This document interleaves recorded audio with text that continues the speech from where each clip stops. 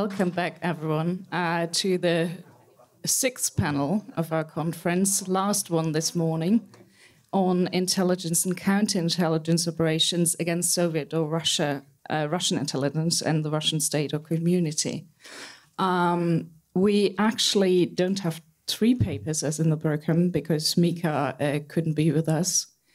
So we'll have two papers. Our two speakers are, and I'm really sorry for my pronunciation, Aiga Bērziņa-Kite. She is a PhD candidate in history at the University of Latvia and works as a head researcher at the National Archives of Latvia and research assistant at the Institute of Latvian History.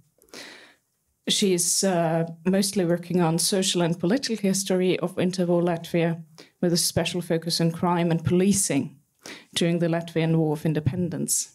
And she works on her PhD on the penitentiary system of the Republic of Latvia during the Latvian War of Independence 1919 to 1921.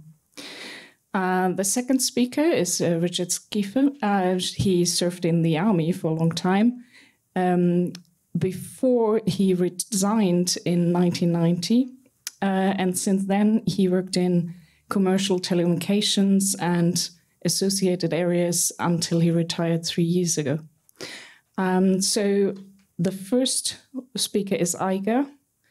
Aiga, the floor is yours for your paper, Political Police of the Republic of Latvia, an introduction of civilian counterintelligence. Great. So thank you all for, first of all, for organization and for inviting me here. It's really a great pleasure to be in such an amazing company and hear all the researches, and it's really an inspiration for me also to continue. So today, you already heard the topic of my presentation. I will focus mostly on this, let's say, institutional history, not this broader research, because initially it is with regret that I must acknowledge that there is still a lack of comprehensive studies in Latvia on the political police, security services, counterintelligence, and etc. So it's still a work in progress. And also this is my side research. As already mentioned, I mostly concentrate on this penitentiary. So today my main task is to describe introduction of civilian counterintelligence, focusing on these following questions like structure of Latvian political police, necessity of it, legislation and basis of work. I will shortly describe main tasks and also main issues during this first years of operation. And although we don't have a third speaker, I will still try to manage to do it in 15 minutes. So, during the time in question, Latvia was still in active warfare and later dealing with its aftermath. So I'm speaking of years 19 to 24, just these first years. The external and internal security of the Republic of Latvia were pressing daily concerns. In the extremely complex military, political and social economical situation, Republic of Latvia, alongside many other urgent tasks, had to promptly begin organizing also internal security system. And order, given that the struggle for the nation's future was unfolding not only on the front lines and within the hands of Latvian army, but also within the country itself. Long-lasting impact of the war on Latvian territory, as well as the status of the new state, because it was founded only in 1918, so just a year before, led to widespread crime, also a political one, and still there was a big conversations about the future of the Republic of Latvia. Is it going to be this democratic state or not? Is it going to return to Russian Empire? Is it going to be a Bolshevik state? And so on. So, although military institutions were the most important pillar of security during the war, the first form of Latvian civilian police, the State Security Department, as you can also see on the screen in the table, was founded already in August 11, 1919, so quite early. As far as the military situation and human resources allowed, this institution also spread its activity outside of Riga, which is our capital, mainly operating in the bigger centers with district commandants' offices and local police authorities. It operated until November 15, 1919, when, due to military political situation, its functions were mainly taken over by military structures. And also a separate department of Riga Criminal Police, as called 5th Department, which focused mainly on political issues, but it worked mainly in Riga and in this very, very narrow area.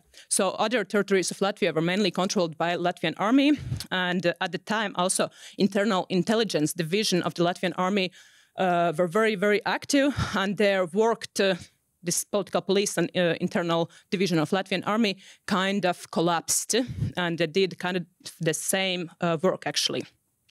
So only on October 1, 1920, the Political Security Department was founded, and in the following years, until May 9, 1924, it operated as the state's political police. Afterwards, new institutional changes took place, marking the chronological boundary of today's presentation. I thought I'd put also the next ones till the 40. How it happened, I will focus only on this first, yes. And also here I put pictures, passport pictures of all the head figures of political police during this time in question. So also, for now, I will focus on this term political police. With that understanding, all these structures you can see on the screen, the civilian structures. So also here is the scheme of Political Security Department from 1924, and all the pictures here on this presentation will be taken from Latvian State Historical Archives, except from one that will be from newspapers, to show this really nice field of research for future, maybe also for some foreigners. Welcome to Latvian Archives, and so on. So development of the structure was hindered by the military political situation, as I already mentioned, and institutional changes. Only with the establishment of the Political Security Department in autumn of 1920, it was possible to expand broad and coordinated activities in the territory of Latvia, as well as develop an operational scheme and the structure of the institution itself. In December 1920, political police consisted of a center in Riga, five districts, larger ones in the biggest cities of Latvia, and separate smaller branches, often consisting just of one officer, under the control of the district chiefs in Riga, but they operated kind of separately. Also, I wanted to point out that during this time, separate political security point at the refugee quarantine in Rēzekne operated, which had a unique perspective dealing exactly with these refugees who returned from Soviet Russia at the time, so they needed to deal with their political past, examine the future threats they posed to Republic of Latvia, and so on. So, necessity of the political police, I already described this overall wartime situation, fear of future for Latvian state, and so on. But one reason especially stands out, and with no doubt, I should say that Bolshevik ideas were popular in Latvia, as well as all over Europe. And as a result, local underground groups, as well as communist groups sent from Soviet Russia, became increasingly active. It was important for Latvian security services to act against the underground groups and their supporters in the territory of Latvia to the best of their abilities, and even more proactively identify the threats they could pose to the newly formed state.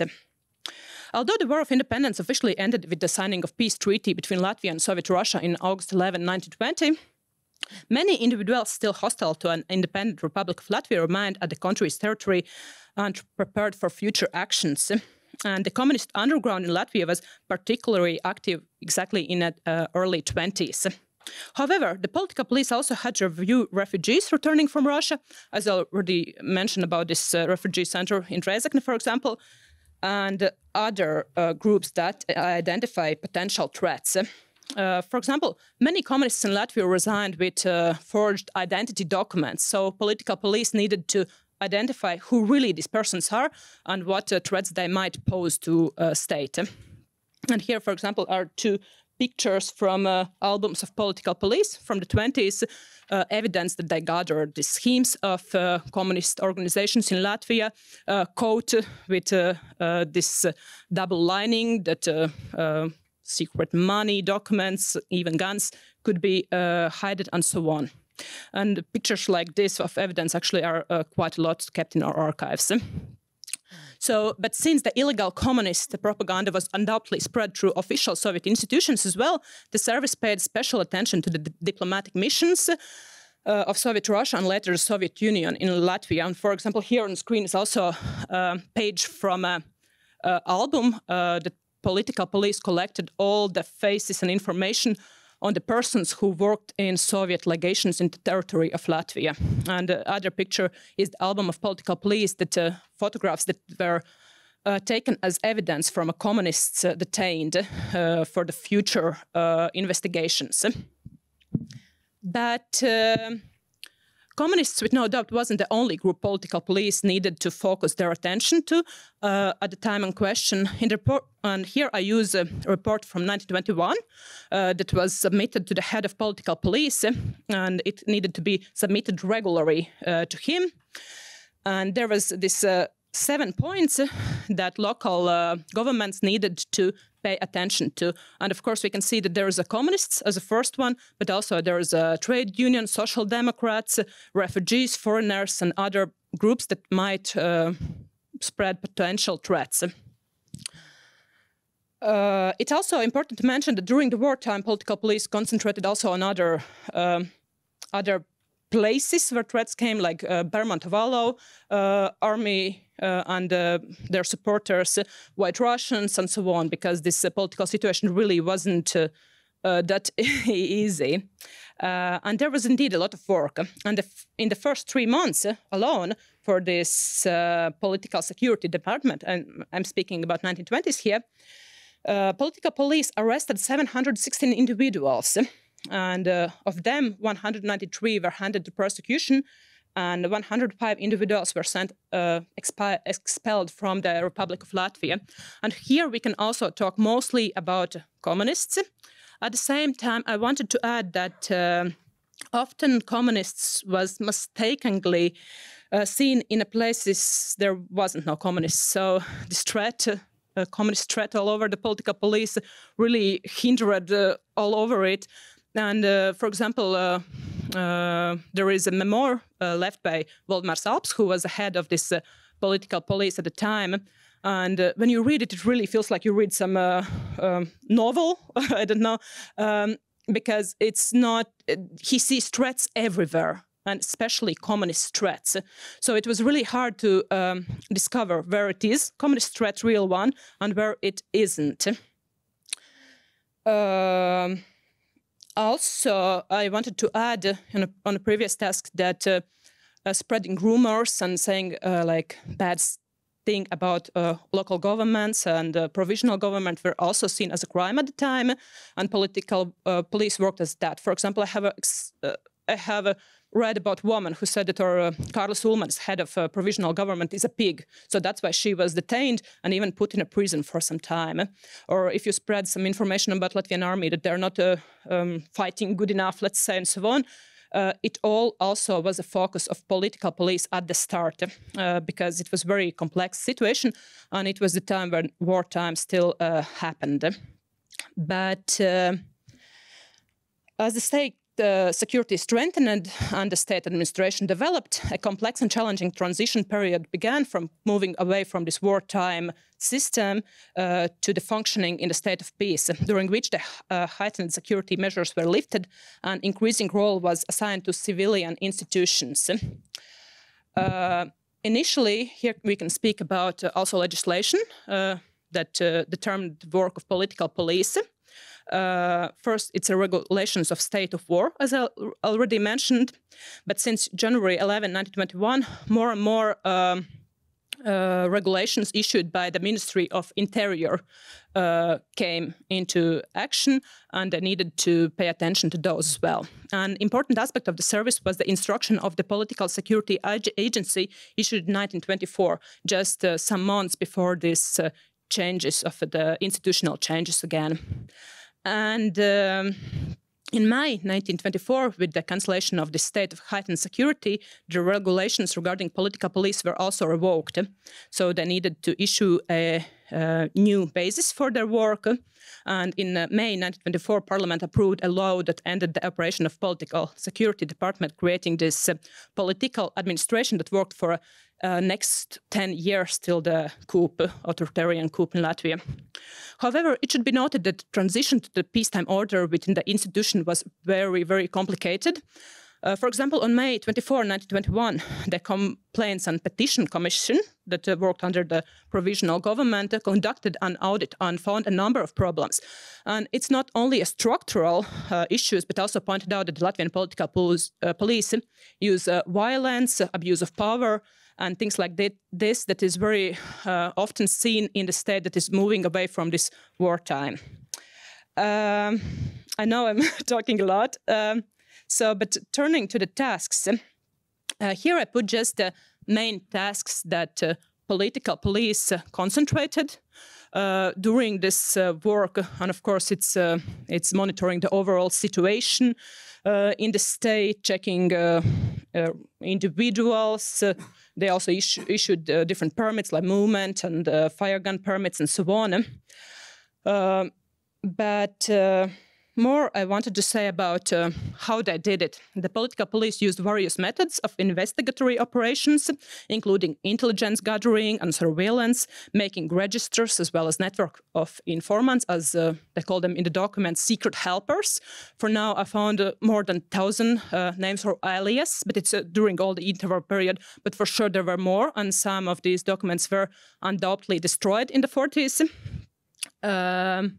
And they also used various pre-trial investigation methods, such as setting up traps, conducting interrogations, searches, detentions, arrests. But these ones needed to be done only by receiving permits for each separate trap, each separate detention, and so on. Significantly was collaboration also with other state and local government institutions. For example, political police received regular reports from local authorities, including information of every public meeting, if known also secret meetings, also about every crime and political activities and so on. And turning to the main issues at the time, first of all, of course, it's budget and resources, because Latvia after war were in a really bad humanitarian and economical shape. Professor Eriks Jakobsons even says that Latvia were at a struggle for survival economically, and famine was really a problem not only in Russia at the time, but also in the Republic of Latvia. So this political police operated under insufficient financial conditions. For example, there were regulations how to use electricity, that they couldn't use it during the night, if not like really necessary, how to use a horse, how to, for example, typewriters, and paper even was a problem. So they wrote it by hand, also important documents, and use the back of the old documents to do so. Another thing, here's firearms, for example. You can see in Liepāja district there were only 2 revolvers. In Rēzekne, they had only 3, of which 1 had none ammunition, and 2 others had each 4 bullets. So I think this kind of example really shows a struggle for financial support. Also, I would like to turn a bit about personnel, because that was one of the most important tasks. The service asked for, of course, really high standards, but it wasn't always fulfilled. And employees were primarily recruited from military personnel. However, it is very important to emphasize that there were no people with previous secret police experience, because in Russian Empire there were Ochranka, this secret police, and in Latvia, Social Democrats strongly disagreed with incorporating this kind of persons who previously worked in Ochranka. So they needed to actually really start from 0 point at the personal level. And also the working conditions were very hard. And here on the screen you can see 2 submissions for the work in political police, but they are made by the same person. because this Hugo Mērnieks, he was agent in the political police, and then in 1923 he, as well as other officials, were asked to sign a resignation and do another application for work with their alias, and this time it's Kārlis Krastīņš.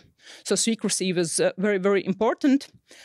However, at the beginning of its operation, there were also numerous violations by employees. For example, there is plenty of stories about employees of political police who are drunk on the street, shooting the guns, acting rudely, abuse of power, and so on. So this was a really high problem. And at the time, the service was, of course, very dangerous. And for now, I know 5 political police officers who were killed in action. Here is one of them, Kārlis Ķimenis.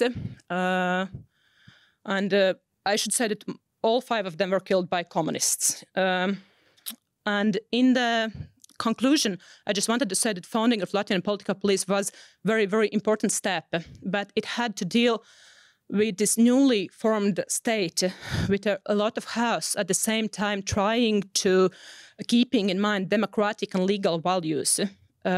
So as the opponents, let's say, communists didn't keep these values in mind, it was even harder to found this organization. So thank you. Thank you. And next is Richard with his talk about German planning and intelligence limitations for Operation Barbarossa. Thank you. Ladies and gentlemen, thank you very much indeed for the invitation and opportunity to talk at this conference. I'd probably be the only person here who is not a professional historian. I'm retired, and in 1988, I was given a copy of a document by General Albert Braun on German Funkaufklärung im Zweiten Weltkrieg, German radio reconnaissance in World War II. Being a professional military communicator, this interested me, and I started looking into this on that.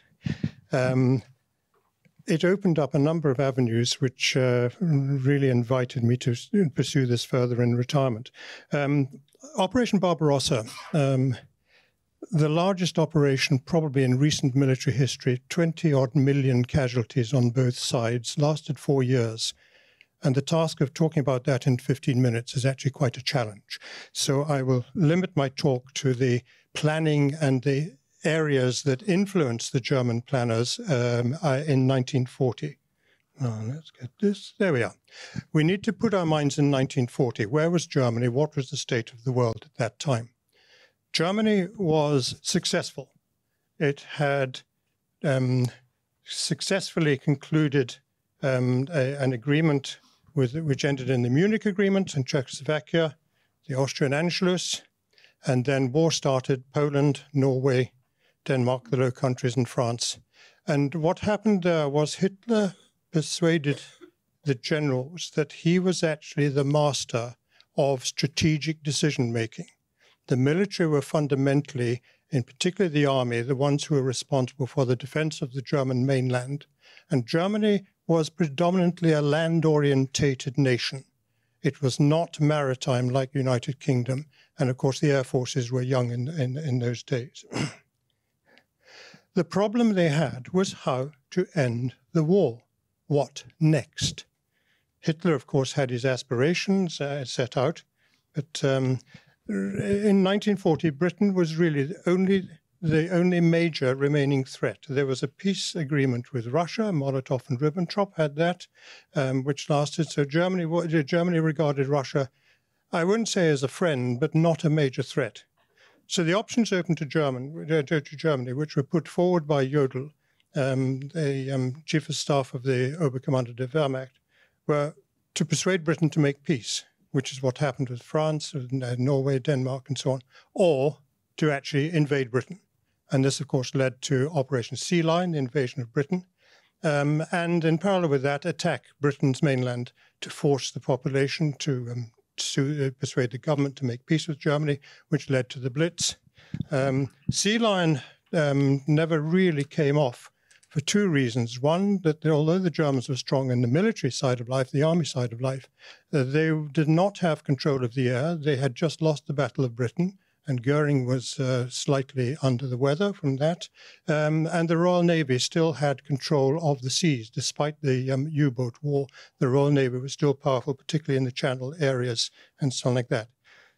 The alternative was to attack the British Empire, attack Gibraltar, either directly with Franco via Spain, or an operation to invade Spain through Portugal and go that way.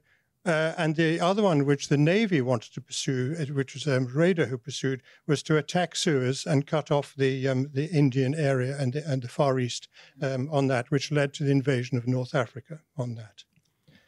As far as Russia was concerned, Hitler always wanted to destroy the Bolshevik threat. He saw that as a major aspiration, and this was written, of course, in Mein Kampf in the 1920s. And he regarded Russia as a source of Lebensraum for the Greater Germany, resources of the Greater Germany, and a source of labor for that. In general terms also, the General Staff saw that there was a requirement to prevent Russia from linking up with the United Kingdom, or Great Britain in those days. So the option was to take Russia out of the game. Russia was regarded as Untermensch. They were regarded as a lower class of people, the Slavs in particular like that. And quotes that were going around at the time, Hitler basically said that the attack on Russia would be a sand table exercise in comparison with what had taken place before being basically the invasion of France and so on.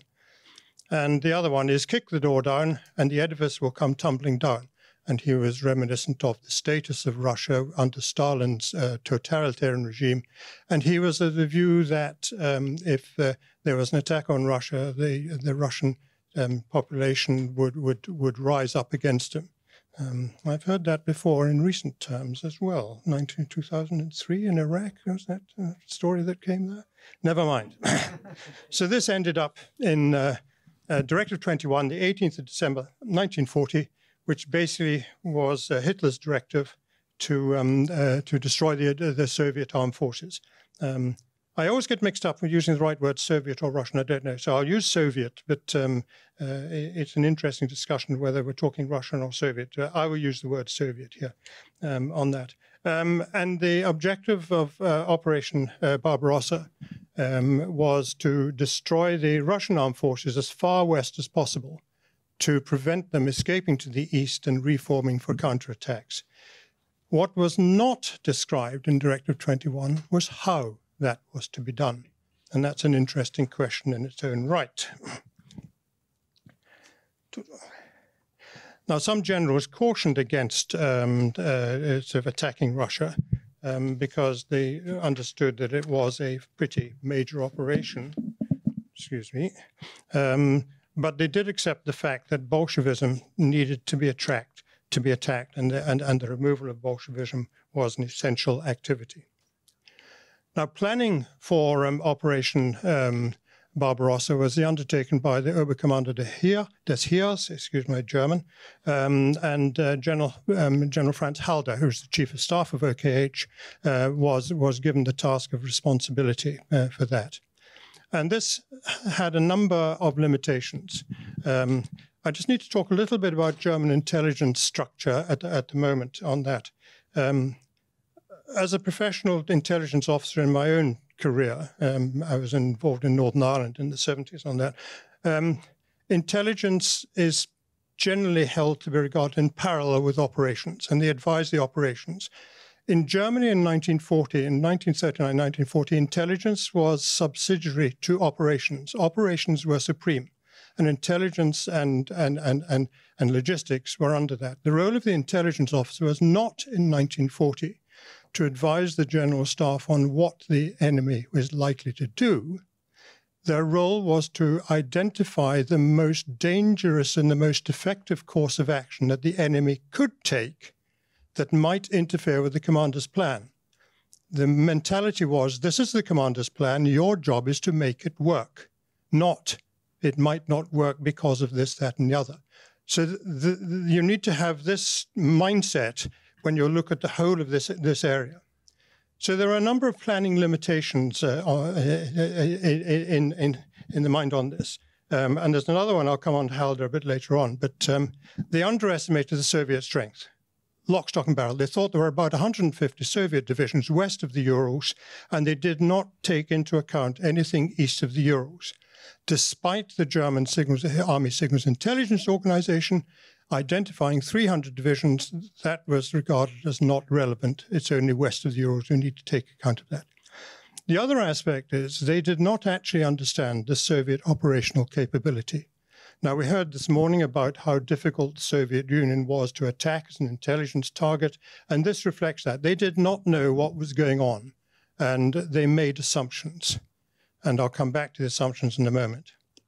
In terms of supply, they made assumptions that the duration of the operation would be 14 weeks.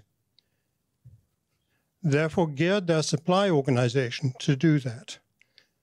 They also had limited reserves based on their planning. And what this did was, without calling up their reserve organization and remobilizing, they would actually run out of troops based on their attrition planning data after 14 weeks. So the 14 weeks period moved from being a planning assumption into a hard, fast rule, which said, after 14 weeks, mate, unless you do this, you're not going to have any troops left to continue the war. So it changed the orientation of the planning to actually be a hard, fast rule. The other aspiration, which is the other point which is worth noting, is that the scope of the operation was actually something which was totally alien to German command experience. They'd been Norway, they'd been France, and all the rest of it. I mean, Paris from the German border is 300-400 kilometers maximum. The front in Russia that they planned for was 2,700 kilometers from the Baltic to the Caspian. The depth that they were planning to go from launching from Poland into Russia was 1,700 kilometers. This was something they had no experience of in their previous history, and the resources and mobilization to do this was unknown to them. But they assumed they could do it anyway. The key influences that were actually in place at the time was friction in the high command. You've got this view that Germany was a highly efficient military machine that worked well. Well, at the tactical level, at fighting level, tanks, blitzkrieg, the combination between the Air Force and the Army, that is absolutely true. They were very, very successful. But you move up into the levels of command between Hitler, the OKW, OKH, there was tension, there was friction. OKH had the view, the Oberkommando here had the view that they were the ones that did the work. They had about 1,200 staff. OKW, who was put in place in 1938, had about 300 staff. They did not have the expertise or the resources to plan major operations. So what happened was that the OKW did the work. They briefed upstairs to OKH did the work. OKW then took that, briefed Hitler. Hitler produced a directive through AKW and took the credit, and OKH were left there holding the baby to actually make it work. OKH was overloaded. I mentioned that, excuse me, I can find the right slide. Yeah, I mentioned that, they were looking for alternatives, and OKH were actually doing planning for a whole series of operations. Barbarossa wasn't the only operation that they were looking at the time. They were planning Operation Sea Lion, the invasion of Britain. They were planning invasion of North Africa to Suez, Operation Sunflower. They were planning the invasion of Greece, Marita. Cyclamen, Madagascar, Marita, German invading Greece, I've got that. Felix, the attack of Gibraltar with Spain and Franco. Isabella, Gibraltar via Portugal invasion. So what you've got is OKH is actually vastly overloaded in terms of what they had to do. They made a number of incorrect assumptions. In terms of Stalin's impact and Stalin's purges, they regarded the Russian military as actually being ineffectual. One German general assessed that it would take about 4 years from the recover.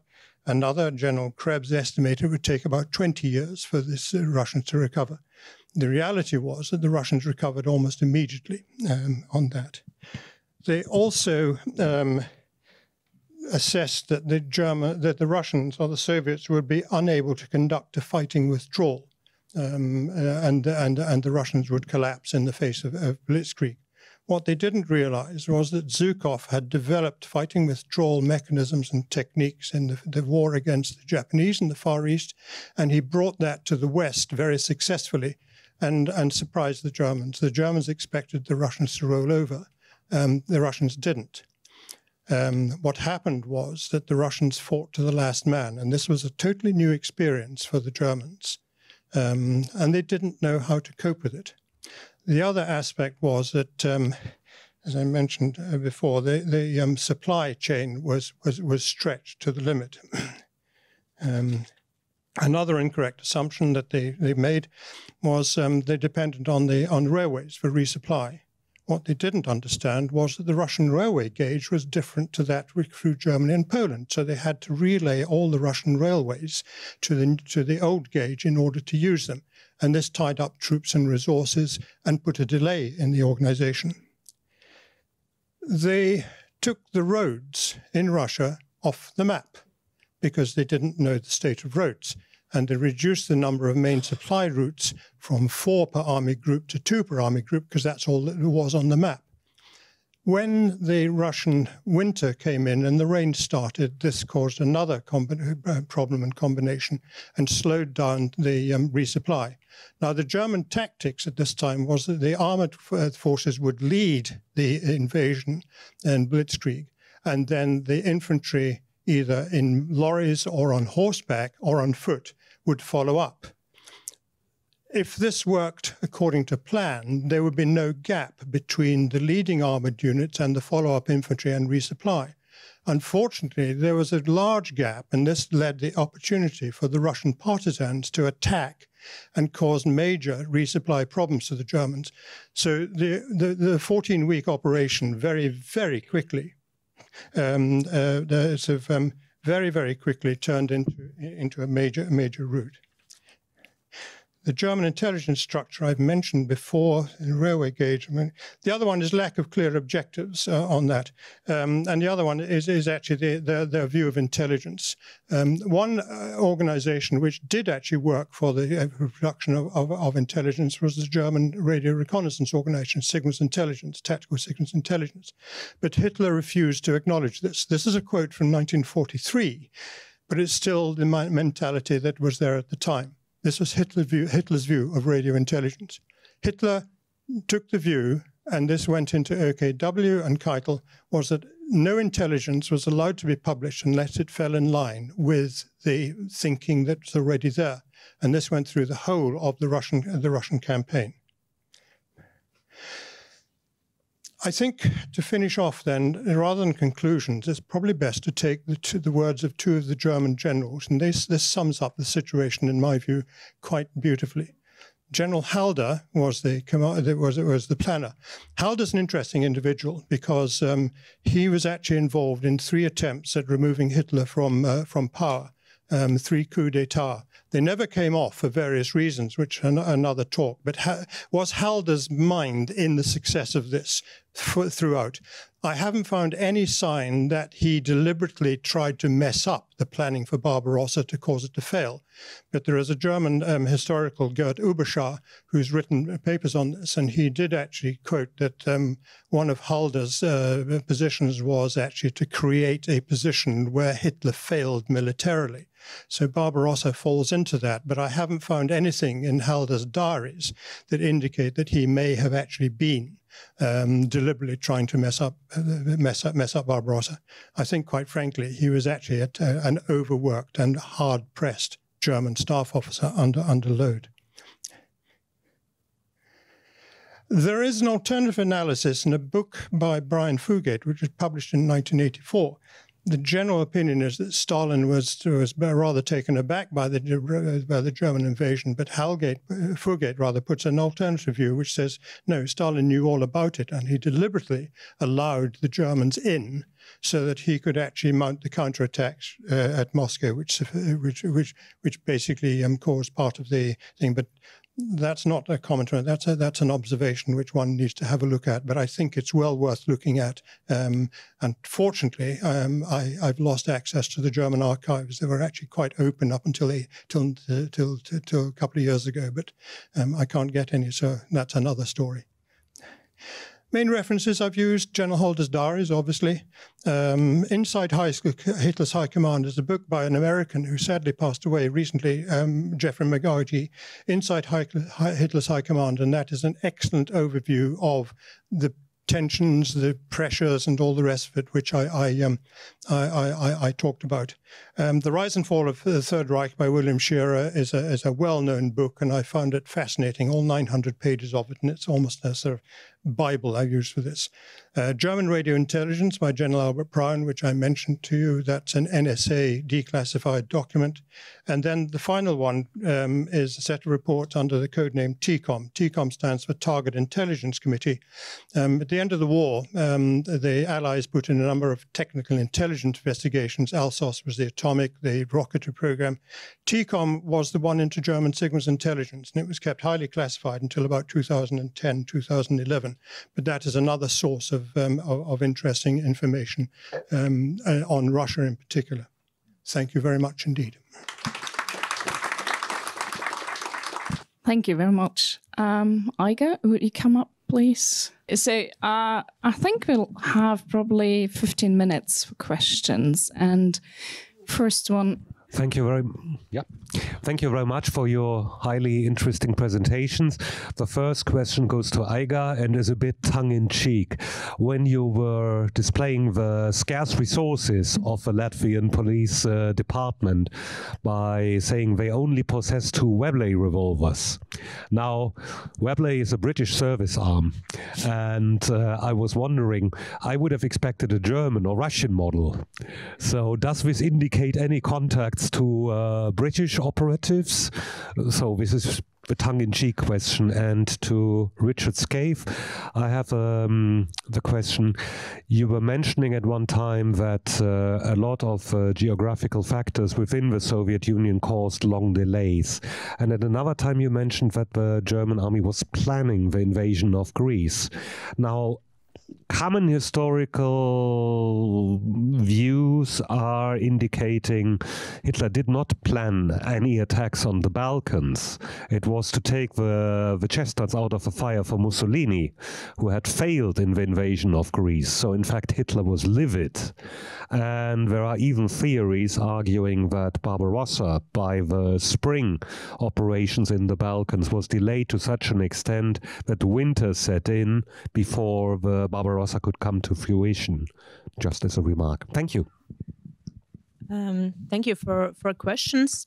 If I understood correctly, you mean why I didn't use foreign archives in research and why I concentrated? No? I just wondered why the revolvers were British. Okay, sorry. Didn't get it. It's easy. Political police as well as army and other structures, including prisons, for example, use what they could get. That means they often use guns confiscated from communists, guns confiscated from other armies they fought against. And British, of course, were our allies. Also during War of Independence and after, it's not only British warships in territory of Latvia, but also all kind of other help, including humanitarian aid from USA, from Britain, and so on. Latvia wasn't a separate island, but I think it's very important also to concentrate on our sources, to understand this, because they haven't been actually used in a scientific field yet. They haven't been discovered. But in British archives and so on, we can find plenty of this in cooperation as well. Actually, like in a few years ago, there was even document publication from British archives about Latvian and UK's collaboration during Latvian War of Independence. So yes, once again, to answer about guns, because that was the situation, that they use whatever they could. Okay. Thank you for your question. Yeah, the point about Yugoslavia and the delay to Barbarossa is an interesting one. It's not an area I've looked at in detail, but my understanding is that there was a revolution in Yugoslavia and Hitler was livid with this, and he tasked basically Mussolini to put it down, and they failed. So he basically had to divert troops to solve the problem in Yugoslavia, and that delayed the launch of operation from May 1941 through to June 1941. And I think you're quite right, that basically limited the time window for Operation Barbarossa, which extended it. Add to that the delays that they experienced in the operation itself. It basically moved it into the Russian winter. Whether that delay was due to the delay in launching Barbarossa or would have happened anyway, it's a matter of opinion. But I agree with you entirely that the Yugoslavian operation put a delay into the timeline for Barbarossa, and that moved Barbarossa first activities into the Russian winter with all the subsequent consequences that came out of that. I got a question for both speakers. For Aiga, the photo album you showed us, there's one guy with some kind of small aircraft. I'm wondering what's that all about. Also for captured communists, did the Latvian government have any programs to sort of like, I guess, decommunize them and turn them into Latvian intelligence assets? So for Richard, I'm wondering, did the German intelligence maintain a intelligence network within the Red Army? If not, what kind of methods they use to assess Red Army war readiness? Thank you. Thank you. So first of all, about these albums, there are like 5 or 6 of them in the archive in total. And if you speak about exactly this picture about aircraft, it was Latvians who were communists in Soviet Russia at the time, but they confiscated this picture on the persons who were already sent to Latvia. So they used this kind of picture in future research to understand who else is communist, to use these faces, for example, if they cross the border, so they know that they have connection with communist institutions. And they were, those were Latvian pilots who served in Soviet army. Exactly that picture, but actually those pictures are quite a lot, and there is quite a lot to look into. But other thing about this decommunization, first of all, at this time, this threat of communists was so big that they couldn't have more resources to focus on decommunization. They just needed to decrease the threat at the start. After, of course, they tried to make double agents and stuff like this. At the same time, political police still worked with this counterintelligence, and military structures more worked on abroad to find out what happens in Soviet Russia and so on. So they tried to, but that's another topic for a whole lot of bigger conversation that we can continue after. Okay, thank you. Thank you for the question. My understanding is that they did not have an effective sources inside Russia. My research has shown that there were 2 main sources of planning for Barbarossa. The first was a number of German officers were actually trained in Russia in the 1920s and the early 30s, but none of those, and the documents I found, were actually not interrogated, they're actually questioned, or their experience was not used. The second area was that the German assessed the Russian capability very strongly from their performance in the Spanish Civil War, supporting Franco, and also the Winter War against Finland. And their view was that the Russians actually were, as I showed on the slide, they were going to be rolled over. It was going to be a sandtable exercise. So the Germans did not rate the Russian forces' capability very highly at all, based on those. I am not aware at all of any intelligence capabilities inside Russia available to the Germans in the time frame that we're talking about. Elder Richard, a question for you. You mentioned this alternative theory that Stalin knew about Barbarossa ahead of time, and potentially allowed the Germans to attack so the Russians could launch a counterattack. That seems to partially contradict other sources who say that Stalin received intelligence ahead of time, but that rejected the intelligence. Yes, so I can't see that. Thank you. I agree entirely, and I think that I haven't read Fugate's book, but I've read the CIA review of it, and the same argument comes up. Is it actually someone without being too hard, flying a kite to get attention, or has it actually got any substance behind it? I can't answer that. I don't know. I think it's an area worthy of doing. But my understanding was, and the conventional understanding was, that Stalin basically, I mean, he went out of action for about a week, apparently, at this time, and he was totally surprised by the German attack. I don't know the answer, I'm afraid, on that. It's a future area for a little bit of work. Sorry, Thomas. Well, thank you very much. Thank you, two of you.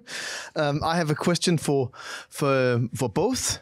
For you, Aiga, when you're talking about the communists, were they then perceived as a national problem only to Latvia, or did they also see Latvia maybe as a port to the world and maybe as a donor for identities to be used by Comintern people in the rest of the world? And to you, Richard, thank you for the overview of the conclusion, so to speak. I know you've been working with SIGINT, so could you maybe just shortly elaborate on this aspect?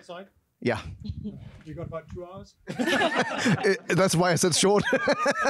I'll go first, as we don't have 2 hours, I believe. Of course, from Latvian side, I put my presentation on this view. It was, first of all, national security problem. But if we look from other side, it's with no doubt Latvia was just one step for communists further to move into Europe.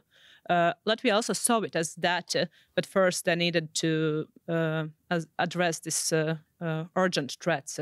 But there is collaboration already in 20s with Estonia, Finland, other states to recognize this network, because network, it wasn't only in Latvia, this Soviet network, it really, I'm sure you all know, they put efforts in all over the places, and Latvian political police recognized it quite well, but first they needed to address these threats. Thank you. I'll try and answer your question in a couple of sentences. In very broad terms, the Germans had a very effective signals intelligence organization, or actually organizations in plural. I'll talk about UK. UK had Bletchley Park and Centre, and that was it. The Germans had, depending on how you count them, between 7 and 9. Each service had its own signals intelligence organization. You had OKW and all the rest of it. And if you look at the military side of life, you have West in Normandy, and you have East on the Eastern Front. At the tactical level, I would suggest the Germans were highly effective, and they used it very well. The invasion of Kesselring's defense of Italy, for example, his defensive plans were entirely driven by signals intelligence at that level. And the sort of thing that they did, they were listening into the British and Allied logistic nets, allocation of a rum ration, major operation within the next 24 hours, because that was when they did it on that. The Luftwaffe also had a highly effective signals intelligence organization aimed particularly at managing the night fighters against the bomber command. If you look at the British side of life, they had one enemy, Germany. They had one machine, Enigma, with variants, and that was it, and one language, German. You go to the German side of life, they had a whole portfolio, so that you can't make direct comparisons. And the other thing I find, what the Germans said, particularly the Luftwaffe, the British mindset was orientated towards a cryptological attack on the other side. The German mindset was much more operationally orientated. The German Luftwaffe took a deliberate decision not to try to attack the RAF cryptologically for 2 reasons. One, it was never guaranteed to be timely. Time was of the essence at the tactical level to find out where and when the bombing raid was going to take place and what the target was. So they looked at the RAF operational procedures. RAF operations were always accompanied by number 8 group, the Pathfinder group. Number 8 group, radio operator, if they had a raid that night, did not change at midday. So they identified the radio operator from his hand, and if he didn't change, raid tonight. They had a very close tie-up with the Kriegsmarine, who were listening to the air-sea rescue boats on the Channel coast. if there was an alarm for or a stand to for the air sea rescue boats, which sector was it, what time was it, that gave the route out, it gave the duration of the route, and it gave the route back. So they used a much broader source of information from which they could analyze and draw intelligence conclusions on that. So that's the sort of thing I think is worth looking at. I'm in the process of writing a book on this, which will take me about 10 years longer than I originally anticipated. But I found it actually very interesting. I mean, as a professional communicator in my own life, when I first got Albert Brown's book, my immediate reaction was, why on earth hasn't this material been made available to professional communicators in the military today? And I still think that is why we can learn so many lessons of what happened. Nothing's new, just the technology has changed. But the principles have not changed. Does that answer your question? Thank you. Okay, I think we've just a couple of minutes. So we have 3 questions still left. You first, and then Wolfgang, and then you last. Okay. My question is for Aiga as well. So the type of officer and discipline that you're describing with drinking and abuse of firearms, the Latvian secret police are not the sort of only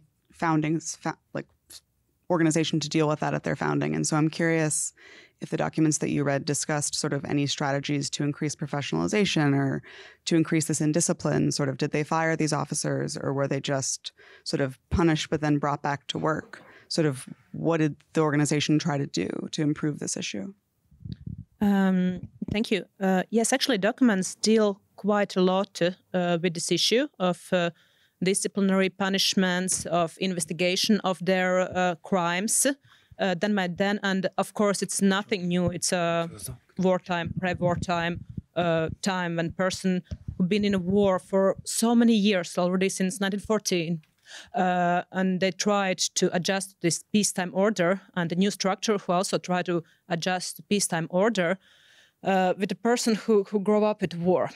So they took this thing kind of seriously. In the institutional level, they did investigation. Often they were fired, but it depends from a crime they did. But also this went out not only in institutional level, but also in government level. There was specific conversations about it, especially about the Social Democrats being very, very how to put it, they were really critical about political police, also using this kind of things as an example where they are not doing their job good. Also, they put kind of effort to get over it, but it took time. It for sure took time. It wasn't done in 1 month, but it was a yearly question how to adjust this. And it also goes together with the question about violence used by political police through detained persons and so on. And each of their reports were also investigated. Of course, we cannot say that the document says it all, but still they paid attention to it.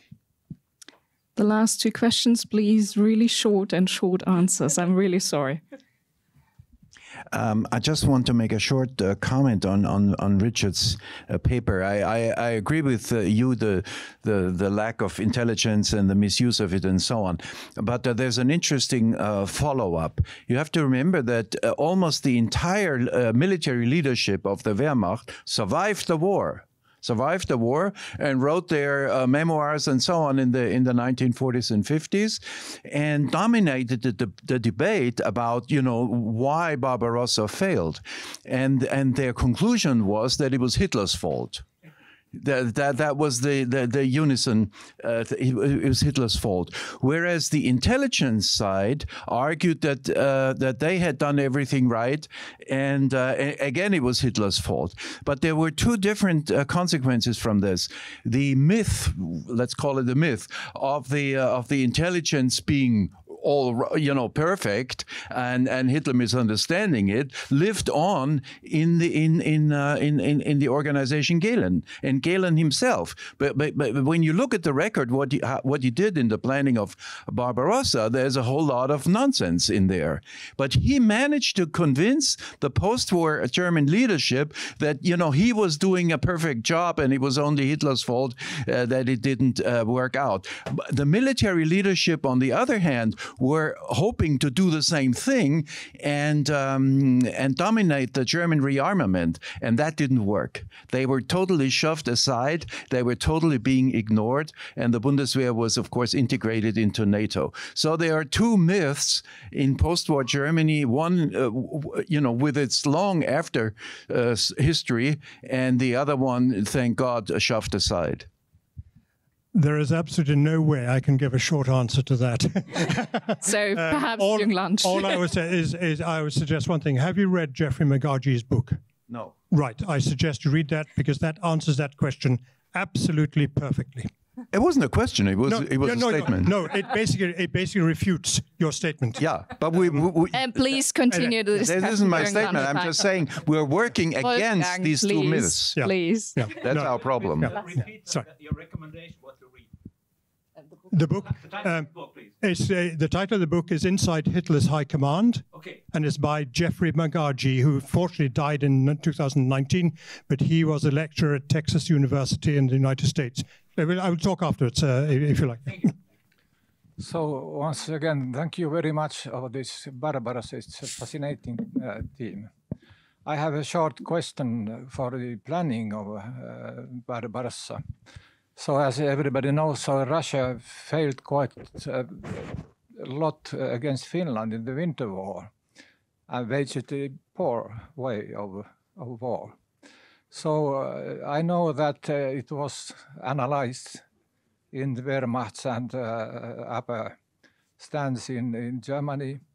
Had it some kind of influence on Hitler to note that Soviet army, Red Army, was almost failing against Finland? Yes, yeah. Of course, you're right. The short answer is difficult. My point is that I think, trying to answer the question directly, you need to look at the environment within which the planning was taking place and the pressures they were under. Was Halder trying to actually plan for Barbarossa? Was he writing a plan which would satisfy Hitler and get a tick in the box with Hitler's mind to get the thing through? I would tend towards that approach. And as a result of that, the detail actually was almost rubbed over. Hitler's view was that the Russians will roll over. Hadler's view was, why challenge that? Because if I challenge that, I'm going to get fired. So I think, and this is a personal opinion, I think that the easy option was taken. Bear in mind everything else that Halder was loaded in and the OKH were loaded with, all those other plans that they had to deal with.